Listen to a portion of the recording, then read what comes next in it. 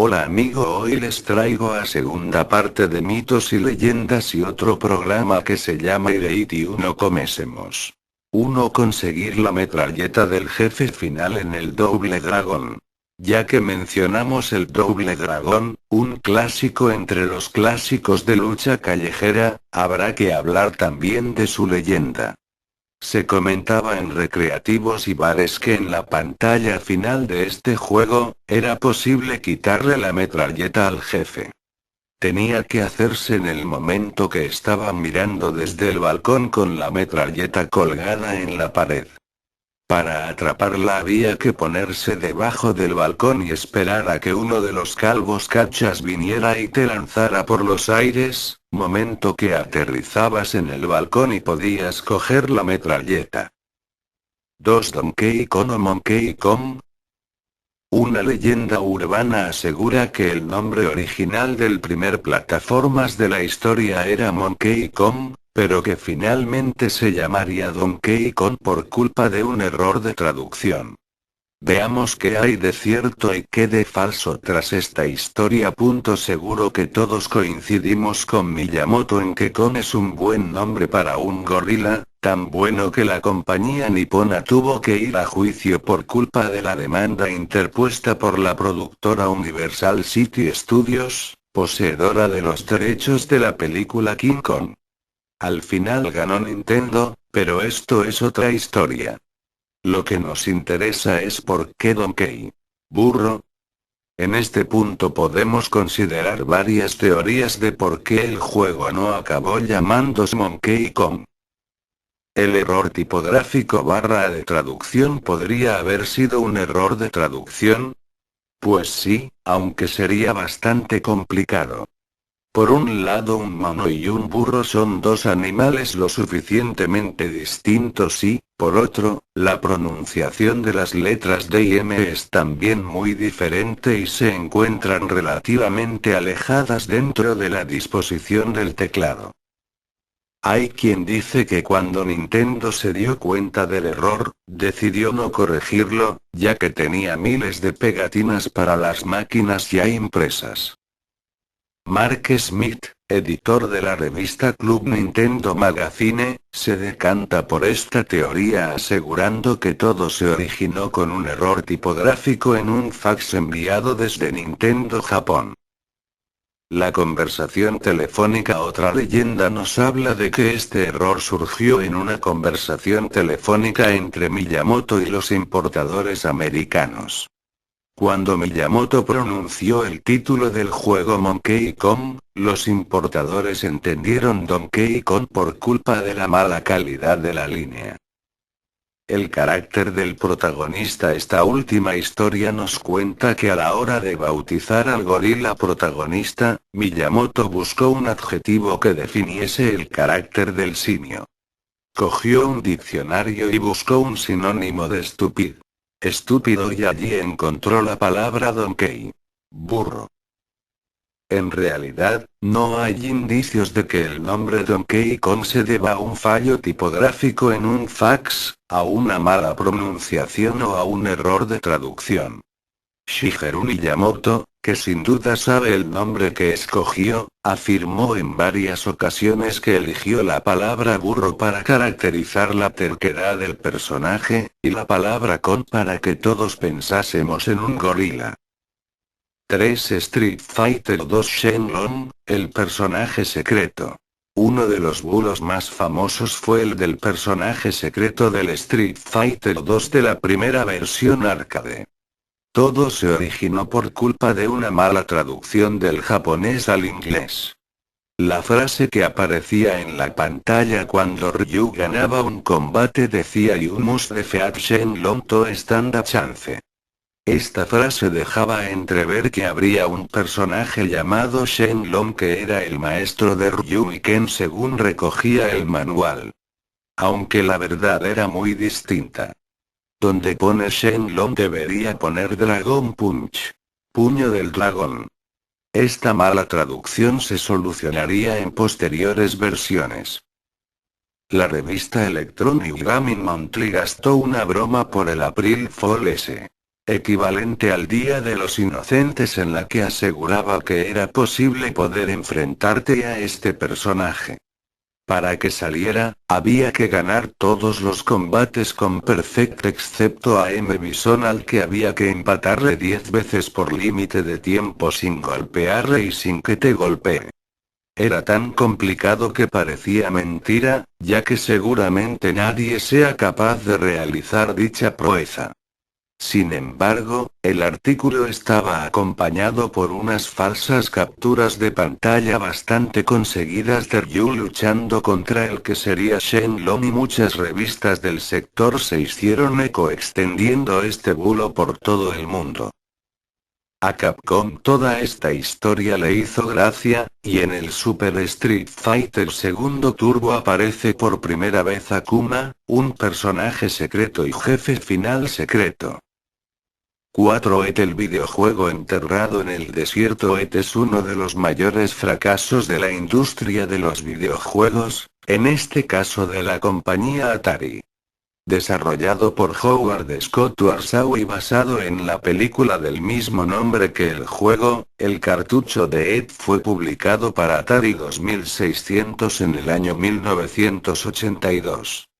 Tras un éxito rotundo en taquilla por parte de la película de Spielberg, Atari tenía las ventas aseguradas del cartucho y decidieron fabricar varios millones de unidades, incluso más cartuchos que el número de consolas que se habían vendido, ya que se esperaba que una vez saliese el juego todo el mundo fuera corriendo a la tienda para comprarlo y comprar también la consola si hacía falta.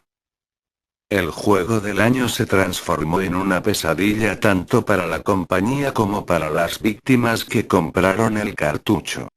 Unos gráficos simples, una mecánica de juego que no ofrece diversión y un fallo enorme en una parte del juego. Puedes caer en un agujero del que no hay escape posible y simplemente tocará apagar la consola. La leyenda urbana cuenta que como los costes de almacenaje del gran número de juegos eran caros y Atari no les encontraba ninguna salida en tiendas, decidió deshacerse de ellos enterrándolos de forma secreta en un desierto de Nuevo México. Hay gente que asegura haber ido al desierto y desenterrado algún cartucho. Además, los habitantes del lugar donde se supone que Atari enterró los cartuchos han puesto una que dice: "Aquí descansa Ed y su familia". 5. Y último. La PlayStation de Sony y Nintendo.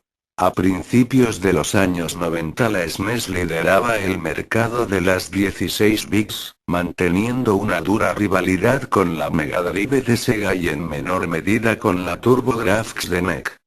Por aquel entonces la palabra multimedia sonaba a futuro, y se llegó a pensar que la compañía que dotase a su sistema de la capacidad de reproducir CDs podría alcanzar el liderato sin despeinarse. Así comenzó una de las batallas de marketing más duras de la historia de los videojuegos. Las revistas del sector se llenaron de noticias que no hacían más que crear e incrementar la expectación de los usuarios. El Turbo CD de NEC o el Sega CD de Sega prometían juegos con mejores gráficos, un sonido de cine y una duración nunca vista hasta la fecha. ¿Y Nintendo? Pues como buena previsora tenía unas bajo la manga desde hacía mucho tiempo. Cuando la Super Nintendo era tan solo un prototipo, firmó un acuerdo con Sony para utilizar su procesador de sonido y diversos componentes en la fabricación de su consola, y en el caso de que ésta dispusiese de una unidad de CD, Sony sería la encargada de fabricarla. Por otra parte, Sony se reservaba el derecho de comercializar una videoconsola compatible con los juegos de la 16 bits de Nintendo y con el Super CD. Así pues, Sony y Nintendo presentaron de la mano la unidad lectora de CDs para la Super Nintendo bajo el nombre de SNES PlayStation Project. Pero este acuerdo entre las dos compañías niponas ponía en desventaja a Nintendo. Habían cambiado muchas cosas en los últimos años, y la Super Nintendo ostentaba una posición muy envidiable en el mercado. En el caso de llevarse el contrato a cabo, Nintendo dependería de Sony para la fabricación del SNES CD, y por otra parte Sony podría lanzar su propia consola compatible, plantando cara en el terreno de juego a la 16 bits de Nintendo. Prototipo de PA y de disco de la SNES PlayStation Project. También hubo discusiones en cuanto al formato del CD a emplear. Nintendo venía escaldada de las consolas y cartuchos piratas de la época de la NES, y quería desarrollar un sistema muy seguro, por lo que le pidió a Sony un CD de 580 MB recubierto de una carcasa de plástico, en donde hubiese un chip de memoria de 54 KB para salvar las partidas. Sony en cambio no estaba dispuesta a utilizar CDs que no respetasen su formato estándar. Entonces, las negociaciones entre ambas compañías se rompieron y Nintendo dejó a Sony de lado para negociar con Philips la creación del SNES CD. Entre ambas compañías llegarían a un acuerdo por el cual Philips desarrollaría el lector y lo haría compatible con su futura consola CDI, y además dispondría de algunas de las mejores licencias de la gran N como Zelda y Mario. Sin embargo, Sony no se quedaría de brazos cruzados mientras veía como Nintendo y Philips se repartían su pastel, y llevó a Nintendo a los tribunales por incumplimiento de contrato. Para dar fin a todo este culebrón, las tres compañías llegaron finalmente a un acuerdo para desarrollar de forma conjunta la unidad lectora. Cuando parecía inminente el lanzamiento e incluso se había fijado precio de salida $299, de repente todo quedó en nada y nadie volvió a sacar el tema. La Sega CD y el Turbo CD no lograron el éxito que esperaban. El chip FX dotaba a los juegos de una atractiva apariencia gráfica poligonal.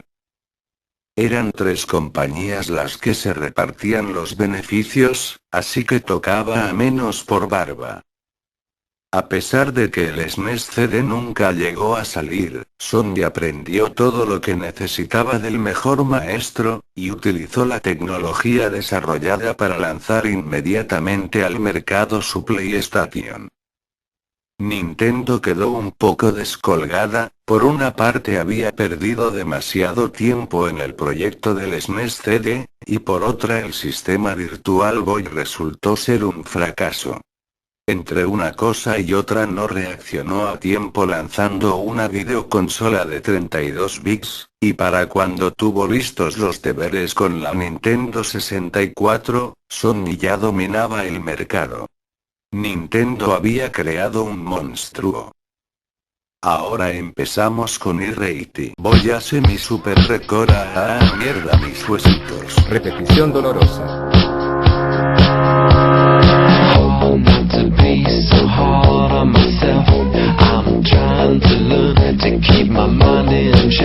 Hola, punto bebé, mira qué punto precioso. Déjate quitar completo sin violar, perdón, sin drogas. Uno sea grande, seré el puto amo de las carreras.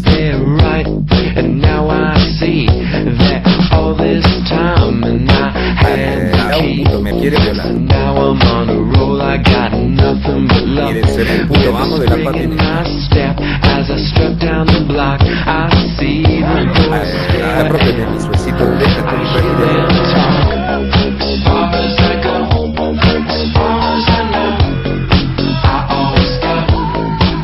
Seré el puto que alza la pesa de hermano, el puto la pecera de puñetero que sale suave.